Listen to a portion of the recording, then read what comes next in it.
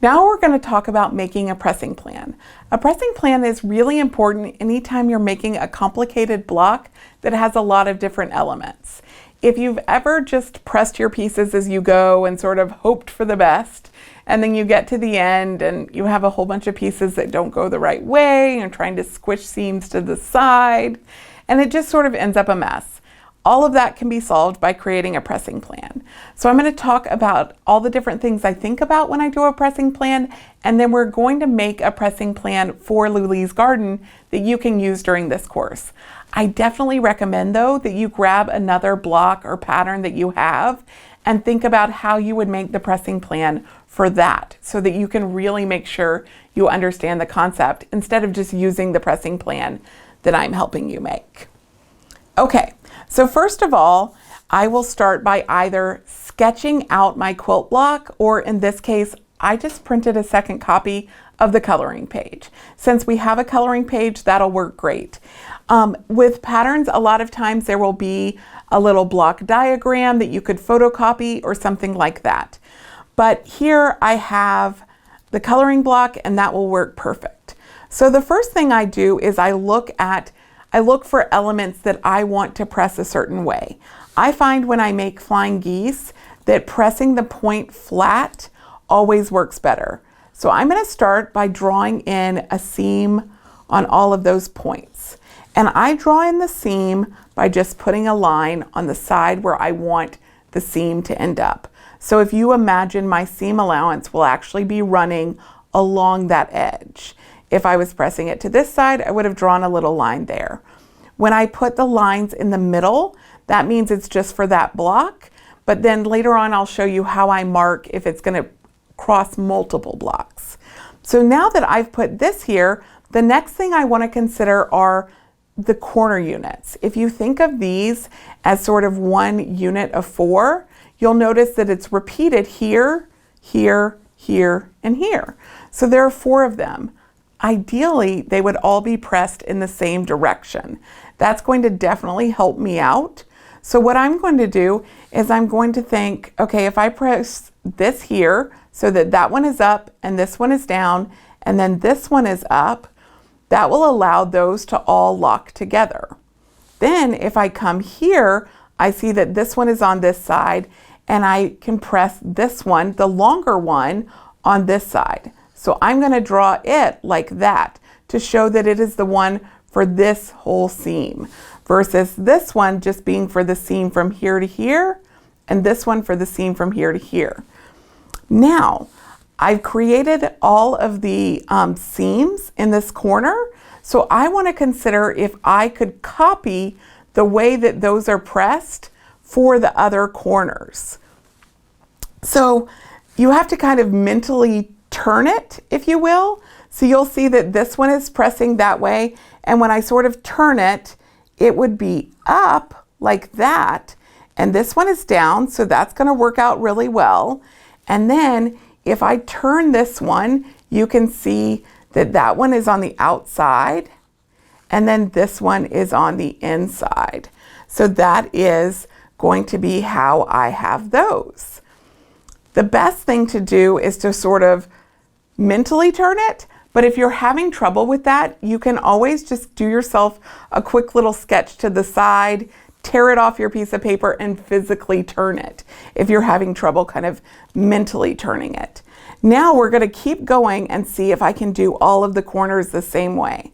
So this one is going up, and then I'm going to look, and I have that one up, and it's going to run along the edge, and it would be right here for the long one.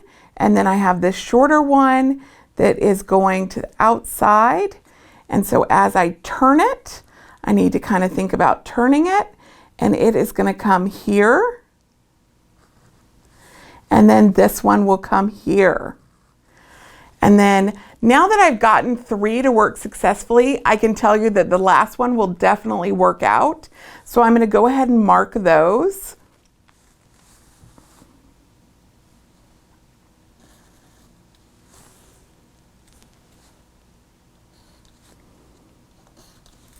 So now I have my 4 corners where when I am creating them and sewing them together, I'm going to be able to press them all identically. That's a real time saver. Sometimes when I create a pressing plan, I find this corner needs to be pressed one way and that one can match it. So these two coordinate and then these two coordinate, where I'll have a separate pressing plan for sort of corners A and corners B. Now I want to consider how the whole thing is going to come together. I think of this block as sort of a 9 patch, where this is one unit, this is a unit, this is a unit, and then there's 2 more rows with 3 units each. And so we're going to consider how those are going to all come together. First of all, I always look at how many seams are on something, and that gives me an idea of the best way to press it. So if you look here, there are no seams along this. There's not an intersection that's going to cause it to want to go the other way, whereas up here, I do have seams. So what I can do is I'm going to let these go to the outside, and then I'll let these go to the inside. And then here, these can also go to the outside. And then they're matching up with those on the inside. So now I have most of my pressing plan created, but the next thing I want to think about is how the next block is going to interact with it. If I press this block like this, can I press the next block exactly the same and have them locked together, or am I going to have to make different choices? So what I'm going to do is I'm going to photocopy this so that I can lay the sheet next to it and look at them. Okay, so now I have these 2 pieces. And what I can do is I'm going to turn it and see if I can get them to interact. Because immediately when I look at this, if these seams are going to the outside, I can sort of tell if I went to sew that to the next one. These are on the outside and those would still be on the outside. But the best trick is a lot of times rotating something 90 degrees will allow you to make it work. So if those are on the outside here, I have not yet determined how I'm going to press these long seams. So what I'm going to be able to do is to come in and make those go on the inside. So by just rotating the block 90 degrees, everything is going to lock together because I have this here and that here and this to that. So that's going to work well. So when I bring this one up here, what I can do is I've just rotated it 90 degrees and I have these going up there, and then I have my long one that, again, just like this one, I'm going to make the long go to the inside. So now we have all of our seams locking together. Now the last thing I want to think about are these half square triangles. I have not marked those yet because right now none of the half square triangles are points that are meeting. But if you look when we sew these blocks together, you'll see that we have half square triangles coming together. And so those are going to be points. And I know that if I have one seam on this side and one seam on this side, those points are going to be a lot easier to stitch. So what I can do is if I put one here and one here, then those will lock together. And then if you imagine sort of duplicating that little element right there and sort of having these 2 blocks turn 180 degrees and exist here, then the half square triangle meeting this one along that edge could also be pressed the opposite, and the half square triangle along this edge can also be pressed the opposite. So you're going to have a really easy time getting those all to connect. Now if this one's here, we can also do these. So what I would do, and I happen to know that from the pattern, this half square triangle and this half square triangle are the same. So what I would do is put one down and one up. And that way on the next block, one will be up and one will be down. And so in each block, you're going to press half of them one way and half of them the other way.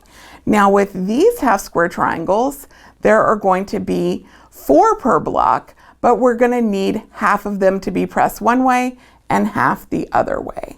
So with both of your half square triangles, you're going to do half to one fabric, half to the other fabric. And then you're going to have all of your seams locking together. Once you have your pressing plan where you like it, I always do it in pencil to begin, and I'll do all of my marks in pencil so I can erase them if I want to make a change. Once I'm happy with it, I can grab a marker and really go back and label it in an easier to notice fashion. So I'll come in and just give myself nice colors where it's easy to tell which way the seams are going. And once I get this all marked and looking good, I'm going to take it and I'm going to hang it at my pressing area. So you can just hang it by your iron the whole time you're working on this block.